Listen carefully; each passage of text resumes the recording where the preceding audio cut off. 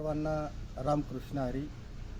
काल परवा इंदोरीकर महाराजांच्या मुलीचा साखरपुडा झाला आणि त्या साखरपुड्यामध्ये जो काही खर्च झाला त्याबद्दल समाज व्यवस्थेमध्ये प्रसारमाध्यमांमध्ये ज्या काही चुकीच्या बातम्या समोर आल्या त्याबद्दल निवृत्तीनाथ महाराज इंदोरीकर यांना काही समाज यांनी ट्रोल करण्यासाठी प्रयत्न केला आणि मोठ्या प्रमाणात त्यांच्यावर टीका झाली.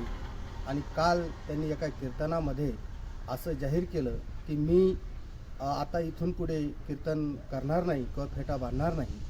पण हे जर त्यांनी असा 2-3 दिवसामध्ये ते निर्णय घेणार आहेत, पण हा निर्णय त्यांनी घेऊ नये.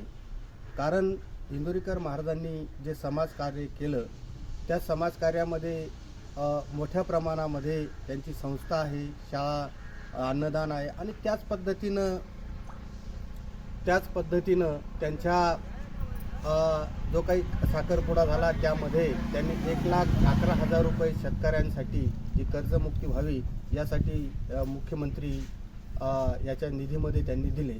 एकीकडे समाजकार्य इतक्या मोठ्या प्रमाणात करत असताना तरी समाज जर त्यांच्या याच्यावर जर टीका करत असेल, ते जरी म्हटले असतील की बस लग्न साधे करा, पण त्यांचा अर्थ असा होता की लग्न करत असताना कोणाकडून कर्जाने व्याजाने पैसे घेऊ नका, तुमच्याकडे जेवढे पैसे असतील त्याच्यामध्ये तुम्ही लग्न करा.